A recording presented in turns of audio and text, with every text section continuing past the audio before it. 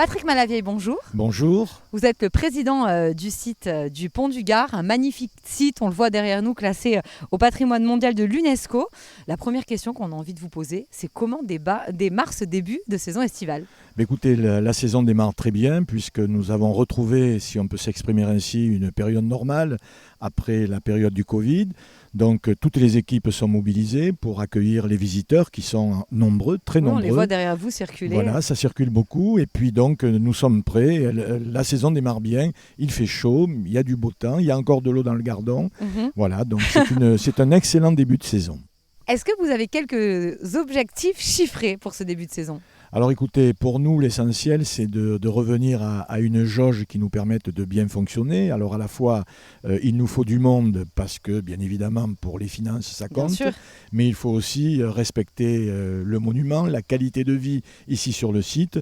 Donc l'objectif, nous sommes toujours fixés pour les 800 000 personnes par an. Et donc le gros de ces 800 000 se font bien évidemment au mois de mai, juin, juillet et août et septembre. Donc nous sommes en plein dans les objectifs que nous nous sommes fixés. Par week-end, c'est à peu près 25 000 personnes, c'est ça que vous espérez avoir ? Tout à fait, c'est à peu près, c'est 20, 25 000 personnes.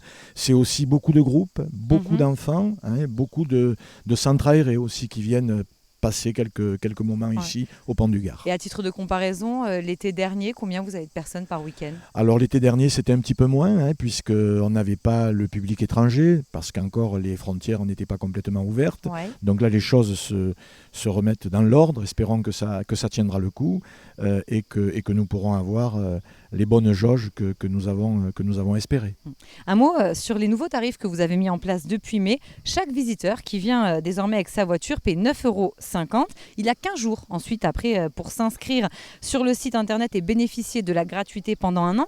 Quel impact ces nouveaux tarifs ont-ils eu sur vos finances ? Alors, c'est effectivement une nouvelle tarification qui permet d'abord de la lisibilité et de la simplicité. De la lisibilité, c'est un tarif unique par voiture et pas par visiteur. C'est ça. Par voiture. Donc on peut être 4, on paiera le même... On peut être 4, on peut être 5 dans la voiture, on paie pour un véhicule.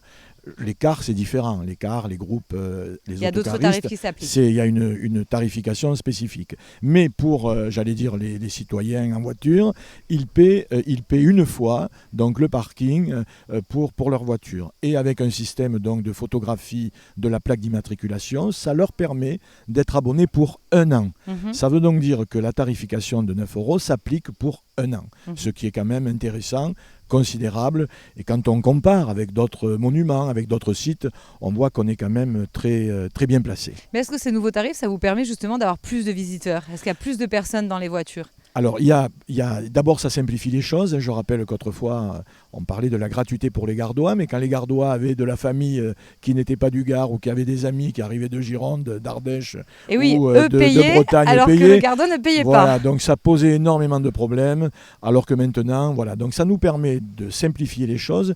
Et puis surtout, on a constaté, là, depuis la mise en place de la tarification, nous avons déjà 5000 voitures abonnées, ce qui est considérable. D'accord, depuis l'entrée en vigueur de ces nouveaux tarifs. Faites-nous rêver un peu cet été, les Gardois et les touristes vont venir au Pont du Gard. Quels sont les grands événements que vous avez prévus ? Alors d'abord, le plus grand événement, le plus beau rêve, c'est celui-là.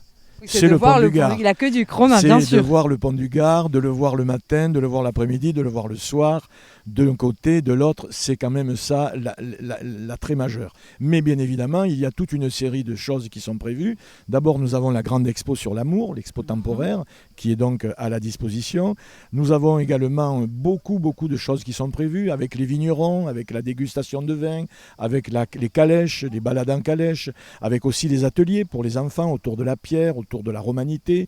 Il y a aussi bien sûr tous les soirs à la tombée de la nuit le son et lumière par le groupe F qui est présenté donc sur le pont, et ça permet là de beaucoup rêver et de beaucoup imaginer. Ce qui peut être très sympathique aussi si on fait un pique-nique avec le joli... Absolument, on peut toujours pique-niquer au bord de la rivière sans bien évidemment faire de barbecue. Voilà, et jeter les déchets, on en reparlera dans quelques minutes. Mais en 2025, le Pont du Gard il fêtera son 40e anniversaire de classement à l'UNESCO. Vous le préparez déjà cet anniversaire ? Oui, on le prépare parce que d'abord il faut s'assurer que tout se passe bien et puis on veut donner du lustre à cet événement. C'est pas rien, hein. 40 ans d'inscription à l'UNESCO, au moment où sa petite sœur, la Maison Carrée, va Eh oui. essayer d'être inscrite, donc il faut vraiment assurer le rôle un peu de chef de famille, hein, de la romanité dans le département. Donc on le prépare, alors à la fois sur des investissements, parce qu'il y va y avoir des investissements qui vont être réalisés, notamment sur le mail, sur le musée, sur la ludothèque, etc. Mais également aussi, j'allais dire, avec des événements dont pour l'instant nous tenons les choses secrètes. Voilà. Je n'aurais pas une petite info comme ça livrée? Pas pour l'instant, mais à mon avis, ça va être du lourd. Du lourd, du très lourd. Bon ben, on tiendra au courant les gardois de ce qui va se passer. On va parler des feux et du risque incendie. L'an dernier, le vieux moulin qui est devant nous, un ancien hôtel-restaurant, a brûlé. Où en sont les projets de réhabilitation? Alors nous sommes toujours bien évidemment en réflexion sur le devenir de cette bâtisse, du vieux moulin, qui est une bâtisse formidable, qui a besoin bien évidemment d'être réhabilitée, besoin de travaux. Entre-temps, nous avons eu cet incendie qui a compliqué les affaires. Donc le premier objectif, c'est de le mettre hors d'eau, hors d'air. Donc ça, c'est lancé. Ensuite, nous avons missionné un cabinet pour étudier qu'est-ce qu'on pourrait y faire qui soit compatible avec le lieu et qui soit, j'allais dire, techniquement et financièrement gérable. Vous avez des petites idées déjà? Alors, il y a quelques idées qui ont commencé un petit peu à sortir du chapeau. L'idée, c'est aussi d'ouvrir au rez-de-chaussée peut-être une brasserie un peu qui permettrait de seconder les dispositions actuelles en termes de restauration. Plutôt une belle table avec un chef reconnu. Voilà, et c'est à l'ordre du jour. Et puis peut-être aussi aux étages, résidence d'artistes avec des mini-expositions flash en lien avec quelques artistes. Bon, on vous reconnaît bien là parce que vous êtes vice-président, on le rappelle, au département en charge de la culture. En tout cas, ce qui est sûr, c'est qu'il n'y aura pas l'hôtellerie. Voilà, on n'a pas de possibilité aujourd'hui, pour des raisons de sécurité diverses et variées, d'aller sur ce champ-là. Donc nous allons privilégier la culture. La semaine dernière, malheureusement, a été marquée par le violent incendie à Bordezac. Il y a eu également d'autres départs de feu dans le département. Comment ici, vous faites, vous, pour vous prévenir de ce risque incendie ? Alors nous sommes, j'allais dire, rodés parce que les équipes de prévention, de sécurité sont extrêmement attentives. Nous avons ici, le feu, c'est l'ennemi numéro 1. On le voit autour de la garrigue, etc. Surtout que la plupart du temps, c'est d'origine humaine et vous recevez beaucoup de gens. Voilà, donc il y a beaucoup de personnes qui viennent visiter le pont. Donc des choses simples, pas de barbecue, c'est interdit. Attention aux mégots, on ne fume pas comme en jetant son mégot par terre. Et donc, il y a énormément de mesures qui sont prises avec des rondes, avec des mesures de prévention. Voilà, tout est calé. Bon, nous avons aussi un système de vidéoprotection qui nous permet un petit peu de regarder comment les choses se passent. C'est comme ça que la semaine dernière, vous avez pu interpeller des personnes qui avaient allumé un barbecue. Tout à fait. Et en même temps, nous sommes en relation permanente avec les sapeurs-pompiers du SDIS et la gendarmerie nationale. Le pont du Gard, on ne le sait pas toujours, mais il est géré sous forme d'EPCC. C'est un établissement de coopération culturelle. Ça fait 20 ans que ce mode de gestion est en place et vous avez décidé de réviser vos statuts. Et ça y est, pour le faire, il fallait que les communes qui ont une emprise sur ce site soient d'accord. Et la commune de Vers a validé cette révision de statuts. Tout à fait, il fallait absolument avoir l'unanimité pour modifier les statuts. Alors, c'est dur d'avoir l'unanimité, c'était pas facile. C'est difficile, dans tous les domaines c'est difficile. Donc il y a les 3 communes, Castillon-du-Gard, Vers, Pont-du-Gard et Remoulins, et puis bien sûr le conseil régional Occitanie, le conseil départemental du Gard. Donc, et Vers faisait un peu de résistance. Oui, c'est vrai, bon, les choses se sont arrangées. La région a réussi à les convaincre, j'ai compris. Oui, je pense que la raison et puis l'intérêt général. Je crois qu'après, quand on discute, qu'on se met autour de la table... La raison et la région. La raison je pense que les région. Deux étaient liés, oui, mais notamment pour des subventions. Oui, mais l'essentiel, c'est que nous puissions modifier les statuts. Pourquoi ? Voilà. Parce Quel est le but de cette modification ? Parce que les statuts étaient... D'abord, il fallait les toiletter, comme on dit, d'un point de vue juridique, d'un point de vue administratif, mais pas que. Il fallait surtout créer les conditions pour que l'établissement public de coopération culturelle puisse être un vrai partenaire du territoire, avec précisément les communes, mais pas seulement, avec la vie associative, avec un certain nombre de manifestations culturelles pour lesquelles l'EPCC en tant que tel, avec les anciens statuts, ne pouvait pas intervenir.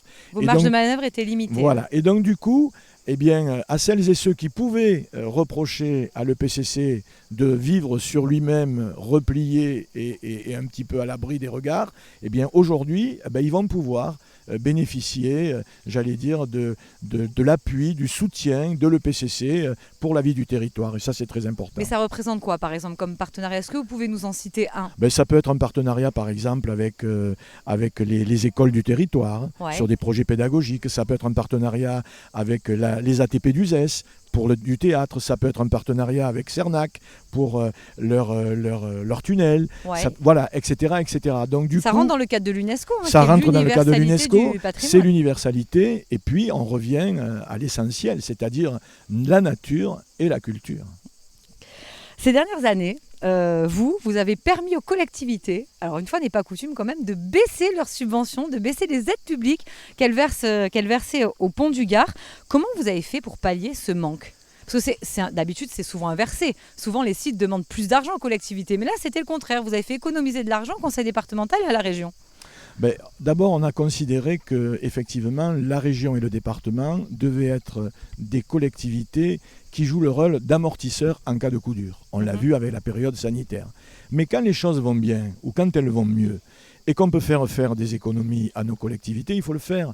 Donc la gestion de l'EPCC de manière rigoureuse, mais en même temps généreuse, puisque nous avons toute une palette d'activités qui font que le PCC vit de bonne manière. Donc c'est ça qui nous a permis, effectivement, en quelques années, de faire une économie de 1 million d'euros par an, ce qui est considérable et pour le département et pour la région. Oui, parce que la révision des statuts pour la région, ça permettrait une économie de 200 000 euros. Tout à fait. Alors en même temps, c'est de l'argent public. On est un établissement public de coopération culturelle.